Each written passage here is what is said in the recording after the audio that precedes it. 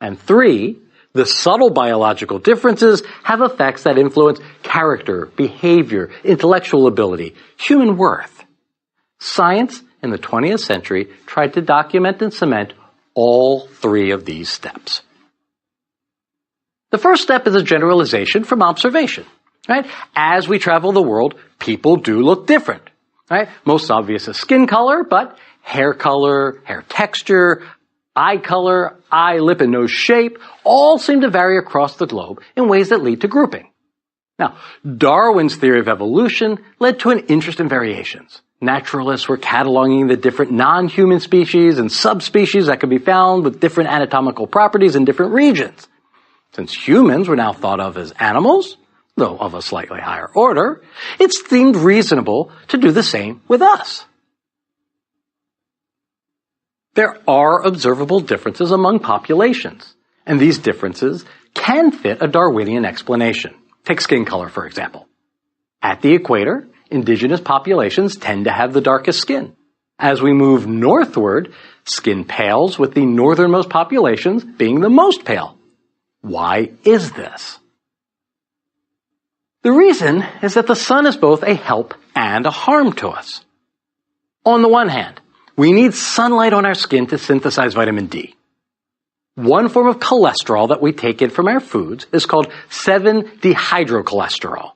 And it interacts with the ultraviolet light from the sun in such a way that it changes into vitamin D3. Vitamin D3 helps in the absorption of calcium and therefore prevents osteoporosis. It's vital in a functional brain, and deficiencies have been linked to cognitive problems and depression. It may prevent strokes, heart disease, certain forms of cancer. Now, from an evolutionary standpoint, these aren't that important because they often occur after the period of procreation. At that point, the genes have been passed and evolution can't do too much. But a lack of vitamin D is also correlated with birth defects.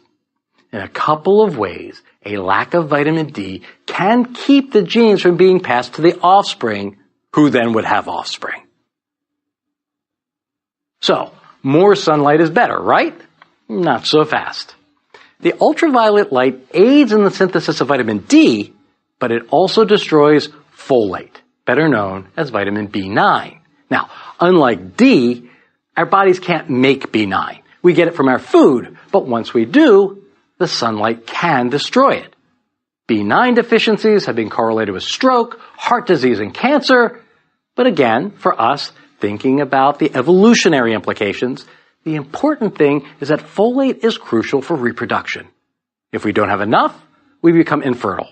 If pregnant women have too little, serious birth defects occur. So, too little UV energy from the sun, and there are problems passing on the genes. Too much UV energy from the sun, and there are problems passing on the genes. Like Goldilocks, we need to find how much is just right. Now, there's a crucial difference between Goldilocks and those 3 bears. The bears have hair all over, Goldie only has her locks. When we evolved to be upright with a larger brain, we lost our hair. Well, most of it anyway. Yes, some of us more than others. With exposed skin, we now have a UV light absorber, but we needed to make sure we got the right amount. Melanin is a skin pigment that not only darkens the skin, but blocks UV rays. The more melanin, the darker the skin, the fewer the UV rays get in. The more melanin, the less vitamin D gets made, but the less folate gets destroyed. Since the sun's energy is strongest at the equator, living there means that vitamin D is less of a concern. But folate protection becomes a serious worry. At the poles, where the sun's energy is the weakest per unit area, folate destruction less of a concern, but adequate vitamin D is. So, there's an adaptive pressure creating darker skin farther south, lighter skin farther north. Over thousands of years, the result is the differences we see. Using this difference in skin color and other observable traits, anthropologists divided the human race into 4 races based on geographical region, similar to those of Kant. Caucasoids, white Europeans, Mongoloids, Asians, Negroids, Africans, and Australoids, Australian Aboriginals. Much work was done trying to track the distribution of various physical traits, what we call clines, in various human populations. The subfield of anthropometry tried to quantify and correlate these clinal variations. Two main results arose from the clinal mapping by the anthropometrists. First, when you look at any given characteristic, you never see sharp cutoffs, but rather smooth transitions as you move between populations observing in two distinct areas. We may try to characterize one race by one version of a property and another race by a different instantiation of that attribute, but we never see a sharp dividing line between them. Rather, we always see a spectrum. If we're trying to sharply categorize races, then the idea that the defining properties are a matter of degree undermines the effort. Second, the clinal maps for different properties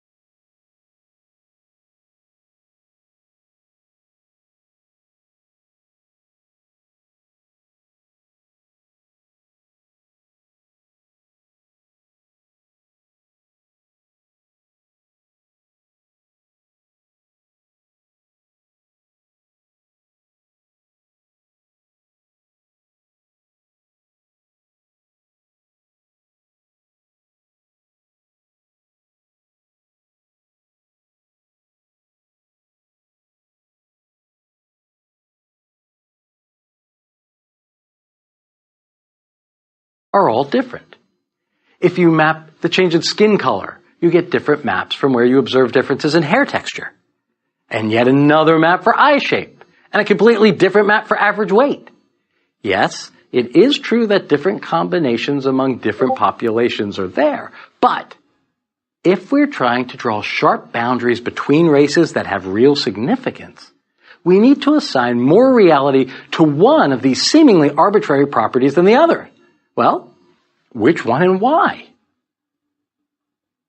There seem to be no good candidates for the one and only important factor unless we can find that one of them is linked to some other deeper characteristic.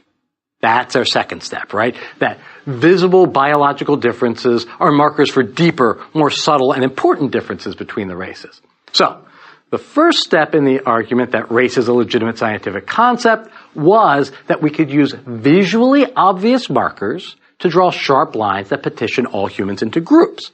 This has serious problems. The same holds for the second step, that these observable markers, like skin color, point to further real and deeper dissimilarities that distinguish the races. The second step in the argument that tried to make race into a legitimate scientific concept, the assertion that observable markers like skin color point to real and deeper dissimilarities that distinguish races, is as problematic as the first, if not more so. You see, in 1972, the American geneticist Richard Lewontin published a paper in the prestigious journal Evolutionary Biology called The Apportionment of Human Diversity. Lewontin argues that it's undeniable that there are differences in physical appearance and other properties in different groups. But he worries that socio-political biases derived from human social experience are being carried over into scientific realms. If we want to have facts and not biases determine our belief in whether observable differences in appearance have deeper ramifications, we need to see if the variation on the micro level is in any way correlated with the standard division of race. We need to look closely at human variability within and across the different groups to see if there are patterns. Now, Lewontin wasn't the first to take up this line. Under Hitler, German race scientists closely examined blood samples from different populations. The Nazi scientists looked and looked and looked for observable differences in the blood of Aryans and non-Aryans, but to their shock, found nothing that would stand the test of science. Their failure led them to deeper and deeper examinations. Ironically, this research program, grounded in a completely racially biased worldview, gave rise to major legitimate advances in hematology, the study of blood. Lewontin, for his research, also had to divide the human race into subgroups. He then examined blood samples for evidence of genetic variability. What he found was also shocking to those who held the accepted belief in the biological basis of racial division. There is significant genetic variability among people, but the greatest degree of difference occurred within groups, not across them. When we look at the differences between races, we could only account for about 6.3% of the differences between individuals. Race, if it means anything, accounts for almost no difference. 93.7%, almost all the variability we see in the entire human race, occurs within races. This held true when he broke races down into subgroups, looking not only at the comparison of Europeans to Asians, but in looking at Brits and Armenians. Draw the lines between us and them however you want, and it always turns out we're more different from us than we are from them. If the biologists were failing to find race in reality, maybe racial realities are psychological. Perhaps the difference isn't in the genes, but in the functioning of the brain. Right? Maybe Kant was at least correct with his last step, that we find the real variability pointed out by skin color or global origin in the working of the mind. So, at the turn of the 20th century, craniologists and phrenologists tried to determine intelligence from the size and characteristic bumps on the skull. They tried to generalize their findings to race, showing that certain groups had larger heads because they were smarter and therefore superior. Unfortunately, the measurements didn't turn out like they thought. Their own culture didn't have larger brains than others, and the most revered members of their societies didn't have the largest brains among them. Indeed, Joseph Gall, one of the founders of phrenology, was found to have a much smaller than average brain, an embarrassment to them on their own terms. So, phrenologists and craniologists moved from simple brain size to the relative size of brain parts. Okay, since higher functions are located in the frontal lobe, and more primitive elements in the center, maybe it isn't the overall size that's important. Maybe instead we need to compare the relative size of these parts of the brain. Yeah, it didn't work either. Racial differences that were supposed to be found weren't. But once psychologists moved away from behaviorism and the mind returned to psychology, we also saw a change in how the science of race proceeded. The French psychologist Alfred Binet developed the IQ test. Now, for Binet, the intelligence quotient isn't what we now think it is. Binet's assumption was that all human beings could be equally well educated. It would just take some longer than others. There was variability in cognitive skills between individuals, but this difference was not significant in terms of how far a student could go, just how fast he or she would get there. So an IQ test would tell us how much more in terms of resources we would need to get lower IQ individuals to the same place as those with the highest. In the end, everyone could be equally smart. But then H.H. Goddard brought the idea to America and everything changed. The presumption of equality was eliminated, and IQ became a judgment of innate intelligence, of the worth of an individual. Goddard developed tests to show that immigrant groups contained significantly higher rates of feeble-minded individuals who were given the technical name morons. These inferior people would require greater amounts of cultural resources and give back much less to society. Immigration, he argued, must be stopped for the good of the country. This sort of argument, that there are inherent differences in intelligence in different races, and that this ought to have ramifications for politics and the resources we dedicate to the well-being of different segments of the population, isn't restricted to the early part of the 20th century. In 1994, the psychologist Richard Herrnstein and the political scientist Charles Murray published the book The Bell Curve, in which they argue that intelligence tests have not proven but strongly suggest that there are genetic differences in intelligence between races.